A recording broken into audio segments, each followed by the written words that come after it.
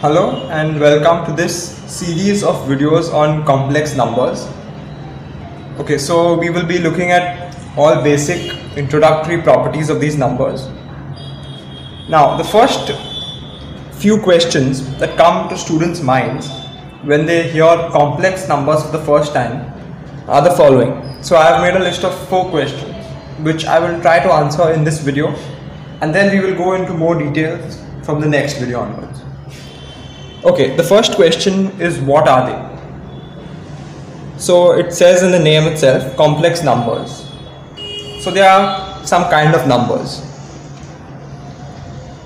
And the word complex is actually a better word than the word imaginary in this case. So they are also called imaginary numbers. Sometimes you may hear people saying imaginary numbers. This is not really a good word to describe them, because it gives you the feeling that these numbers are not real and that that we have just made them up and there's no use. So I prefer the word complex numbers, and I think most textbooks as well will use the word complex. So how are these numbers constructed? For that we will look at some historical background. So people had solved polynomials a long time ago, which are of the form ax square plus bx plus c is equal to 0. We had solutions to such equations when the discriminant, which is b square minus 4ac, is greater than 0. Because in such cases, you can easily take the square root. Since this is a positive number greater than 0, you can easily take the square root and get your answer in the quadratic formula.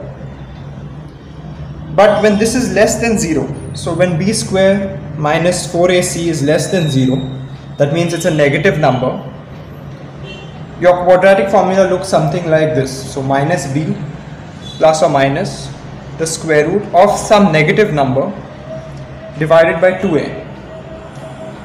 And this was problematic for a long time, and I really encourage you to read the history behind this and all the mathematicians who spent years trying to solve this problem.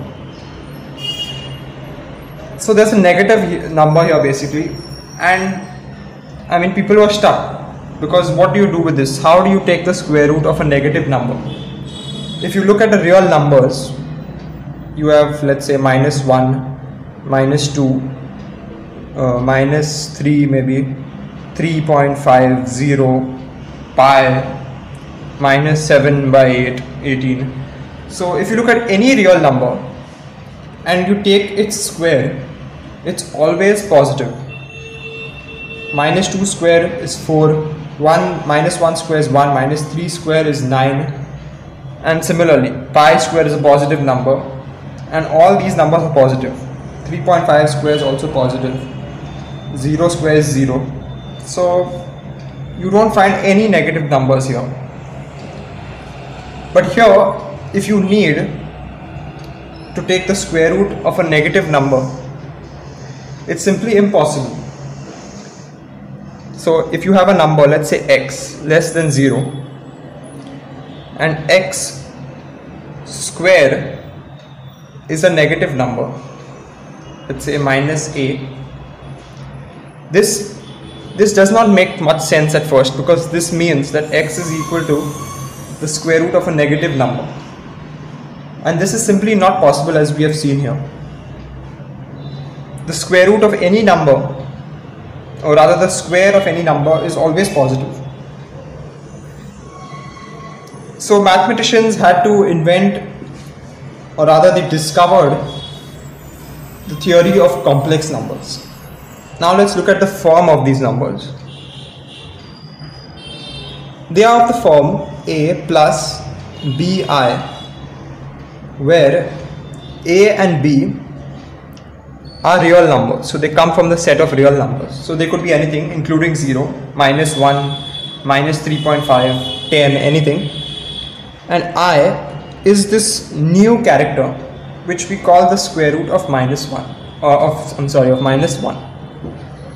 Okay, so now that we have this new kind of number, we have answered the question of what are they.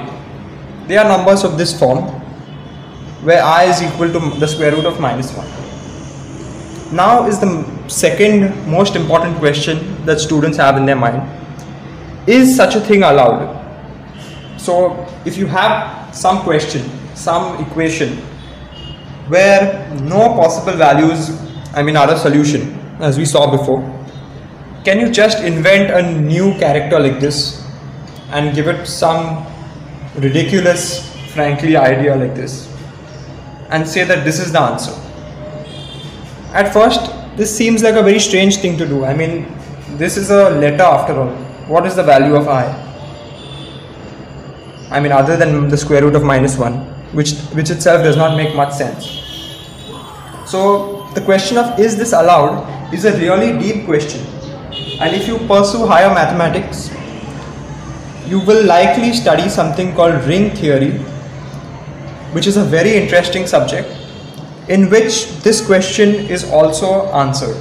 So there are other objectives of ring theory, but you'll also come to know when can such a thing be done, that you just assume a new kind of number or a new kind of solution to an equation, and does it make sense? When can you do it, when can you not? So the answer to this question requires some details, and we will not look at it here, of course, but this question can be answered, and the answer is yes. So such a thing can be done. Now let's move on to the third question, which is it meaningful? Okay, so we know that we can define something like this and just give it some new character. So is such a thing meaningful? Can I have a number like this which makes no sense? So I is a number, it's a complex number, of course, and can I have something like this which does not seem to make any sense? So again, the answer is yes, it's very meaningful. And let me answer this question by asking you another question.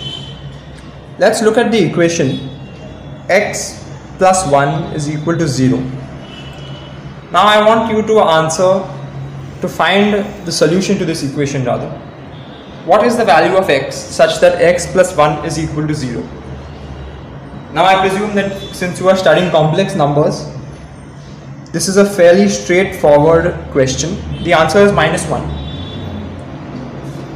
If we think about this a little more closely, what does it mean that x is equal to minus 1? What are the negative numbers after all? If I give you 1, 1.1, maybe even 0, 2, 3 by 2, etc. People are comfortable with these numbers because they make sense. 1, 2, 3, they make sense even if they have a decimal point. But what is the meaning of a negative number? 1 you can understand by saying 1 may be apple, 1 apple. Similarly 2 is maybe 2 mangoes. But what is negative 1? There's nothing like negative 1 apple or maybe negative 2 mangoes. So I want to answer this question by letting you know that you have already been doing such things where you just create a new number to solve an equation even though it does not seem to have some meaning. Now of course we know that negative numbers are extremely useful. In fact, if we do not have the number minus 1, we would not be able to solve an equation as simple as this one. So yes, negative numbers as well as imaginary or complex numbers are meaningful, even though we may not be able to understand what exactly this thing means. What exactly minus 1 means or what exactly the square root of negative 1 means does not seem to us to have any meaning like 1 or 2 do. But nevertheless, in order to solve these equations, in order to make progress, we create these new kinds of numbers and then we study their properties. So once again, the answer to the question is yes, they are extremely meaningful and they do help us in a lot of ways. Now let's look at the fourth question. Why study them? So, okay, negative numbers, we have already studied them. But why do we study numbers of the form a plus bi? What is there about them? What is unique about them? What benefits us from studying them?